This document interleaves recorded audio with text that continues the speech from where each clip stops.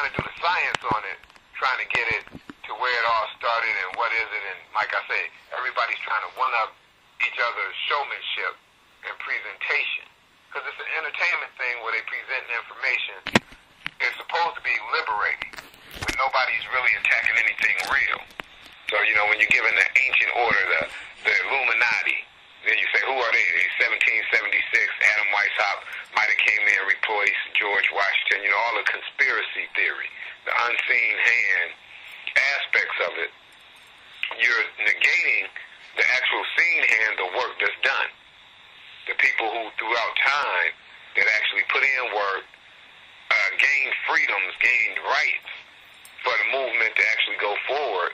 So the dissemination or dissimulation, that word means the deflection that they're throwing on by Chase Illuminati, Chase Boulay, Chase Masonry, when it's like, no, you can't chase Illuminati, Boulay, Masonry, Zionists without going into the actual fact of Council of Nicaea, Xing all the blacks out of history.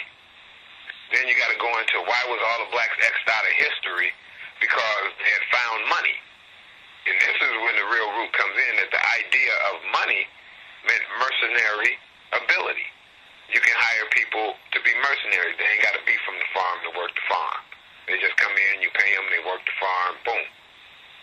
So when they realized that the blacks had a much organized group and structure, that they could actually out-mercenary anybody else, they knew that that had to be destroyed if their money system was going to work. Now, this is a 5,000-year-old thing. Mm-hmm. You know, it's the Aryans who started out in India, who watched the black gods, the Gothic, you know, that era in time when the Goths was running shit, that's where they get God from, the Gothic. They were the ones who observed all of the brothers who were outside of Africa in the Indian area. Because remember, India used to be way bigger than it is now, like Sumeria, India, all of that. That's Iraq through Saudi Arabia. Okay. So when the Khazarians, or the Khazars, they came right out of that region too, so they out of the Caucasus Mountains. So it's really just the Caucasoid, the Caucasian, the white person, more analytical type of human, versus the Asiatic, the more action type of human, and the black, the more philosophical type of human. That's the clash. When you get those three coming in together, not a philosophical type, understood all of this stuff. They had thought about it and pondered it for years and years and manifested it. Mm-hmm. So then that comes into the Asiatic, who wanted to use it. You know how you got this dope setup that you got at your crib. Somebody come over and see how dope it is. They want to use it. Oh, man, let me watch your TV. Oh, man, let me use the remote control to make the shades go down and turn the light. Oh, this is dope.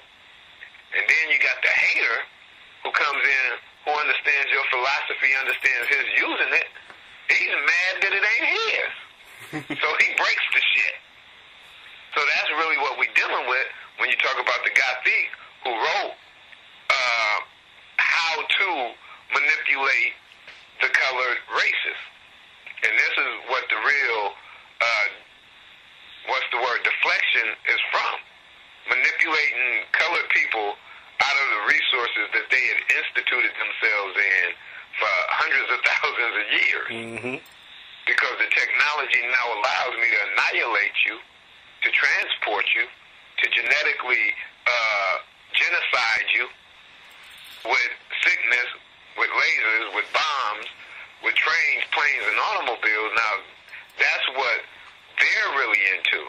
Give us anything that can be used as a tool of displacement of people, and we'll give you some money for it. So the whole Illuminati concept is real, but they're not telling what it's really about. That it's not all people, that is, well, it is all people because everybody buys into the philosophies of the hater, which is why hater became such a real word, why they use the devil worship as a real sign. It just lets you know these are people who are socially unhappy with nature. So when you're socially unhappy with nature, socially, meaning your day-to-day is mad that it's raining dying every day. You know how Seattle got that high-ass suicide rate? When you're mad that nature's actually happened, instead of understanding that nature and using it for what it is, then you got that evolution of the hatred of nature, the hatred of all things natural, to hating people who have a good nature, who understand nature. Mm-hmm. And that's that whole Illuminati circle of, you know, first they hated on the brothers inside of it. The brothers still had control of the land and the resources, the herbs and the science of how to put this together. You know, you remember the Black Plague. That was because all of the brothers had been pushed out of Europe during the purging of the Moors out of Spain. So when they was pushed back into North Africa and back into the Middle East, they didn't have no science there, no real science, the study of things as they go. So when you got that pushback and you got that Middle Ages, that Dark Ages, that's the realization that you need the brother. So they hate nature, but they need nature until they can create something to replace nature, and you can never replace nature. Mm-hmm. So it's a losing battle, and anybody on that side is just going to be depressed, miserable, do what they say in that depressed, miserable state. That's how you can get motherfuckers to fight wars. That's how you can get broads to hoe. That's how you can get a nigga to pimp and be a gangster and a drug dealer. Because they hate nature, and anytime they see something natural, they going to abuse it. Like I said, you got these Africans who are philosophical. They think they can beat crack, so they'll try it. And, oh, man, I know not to do it, this boom, boom, boom. But the drug dealer said, no, I'm going to get him hooked. His philosophy thinks that he can beat it, but this ain't nature. Because he know that everything in nature was made for man. It ain't going to kill me. It's just going to hurt me, and I'm going to get stronger from it. But no, this is something super unnatural. This is crack. This is a bullet. This is radiation. Amplified radiation. So that's what illumination is. When they amplify certain natures and people, they can manipulate that. Like, one of my coldest thoughts is, how can you fake 9/11? You can murder 3,000 people, then take all of the evidence out and nobody questions. You know, you can go in and start a war and murder hundreds of thousands of people. Like when they was talking about the Holocaust, one of the brothers from the Ukraine got up and said, you know, y'all talking about the 6 million Jews that were murdered, that was, you know, a fictitious number. And then he said, well, what about the 20 million Ukrainians that were murdered by Jewish people under Stalin? Because Stalin was a Jew, and he ran the money changers game on that. And like I say, it's just taking one group to hurt another group, because that group might have learned the science. So it ain't never going to stop. It's really about war and peace. Certain people going to be about peace because they learn science and they develop it. When they get to a certain level, they got technology that turns into weapons, and they go attack people who ain't as developed as they are. They trying to keep the peace so they can develop more. But the warriors go out and say, no, we ain't going to let you get to this level of development. First world, second world, third world. So when they break down the science and try to put it all together, they should be touching on these points. And the people who help push these points to a higher level, you know, that's the one thing that ain't nobody really going into is, you know, these agendas are worked, and they're being worked by mass organizations, governments now. You know, the whole Chinese government eradicated God. And in this generation, you probably have very few Chinese who was raised with a concept of God. Russians who was not raised with a concept of God. Even Zionists who was not raised with a concept of God because they were in Russia. Most of the Jews in Israel now was taken from Russia. And Russia didn't have no God for the last 60 years. So, and you know, we talking about conversion, you know, you can never convert to Judaism, but that's what the Khazarians did. That's why you have so many of those type of Jews in Russia, which means you have no land right legacy. I mean, it's such a easy thing to see that people just telling you stories and it's not real, and that the African story is real.